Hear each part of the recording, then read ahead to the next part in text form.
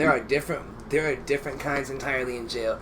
If you go to a larger city in Pennsylvania like Philadelphia, you'll see a very large Muslim community. A lot of people go on shows, a lot. Absolutely. And people, that is their life. They didn't pick this religion up. Nothing bad neither. No, that's what I'm saying. No, well, not all of them are bad. This is their life. They were raised in this. This is the religion they found they believe in. Exactly. And they're strong in that. Their morals and in following what they believe and what is in the Quran. In jail, there's like Black Muslim, which is considered a gang now, like the Black Muslim gang. It's really, you'll see kids in there that'll be like 18, 19. I'm gonna go to Jew Mall so I can sell drugs or cut up my homie. Right. They buy a kufi, they don't have a Quran. They're still smoking weed in jail. Right. They're still eating pork. Like, and that's another thing I think people have to understand. Like, the true Muslims look at the Muslims that get out of jail and go right back to gangbanging and shooting people with kufis on.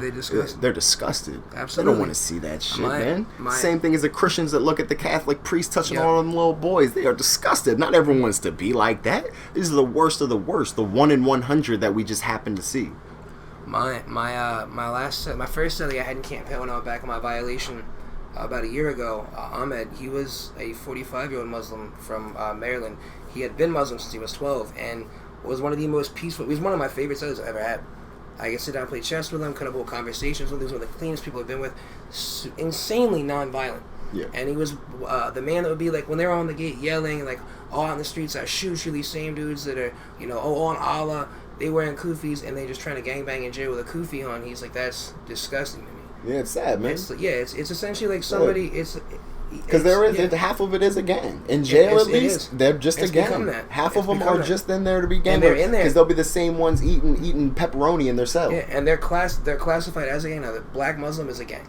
But then again, like I said, I've seen good Muslims. Absolutely. Good Muslims. That's what I'm some saying. people And go in there and that religion that changes their entire life. Yeah, there's a lot more people in there that are good Muslims you don't hear about because they're not making waves. They're some of the most peaceful, you only hear about the worst. People. You can only hear about the worst of the worst.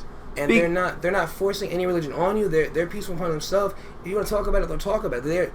They're a true Muslim. When I was in jail, like somebody that's actually like following their beliefs is one of the most peaceful, easy to along with people I've ever had. Like I said, Ahmed was one of my favorite cellies I've ever had. Yeah, I met some good dudes. Easy to live with. I kind of want to deviate from that. Like small time prejudices, like I'm from this town, you from that town, fuck off. Yeah. That shit kind of like dissipates whenever you get into something as big. I'd imagine same as jail, but when you're in the army, like those small time prejudices, like that motherfucker's from that town, I don't fuck with him. When you get into the fucking army, oh wait, you from fucking Pennsylvania? Where the fuck you at? Pennsylvania? Yeah, you absolutely see that in the same prison system. Absolutely. You be in county and be like, yo, I'm from Harrisburg. Like, oh, I'm out from Chambersburg. Bro, you get upstate, you be out towards Pittsburgh. Be like, yo, Harrisburg? Word. Yeah. Word. Hey, no, Lancaster? Close enough, bro. Come Central. here. What's up? Central. Yeah, it's like, the same area code. We good enough. Just like you go to a federal penitentiary, they're housed all over the U.S. You be in California, like, yo, God, you from New York?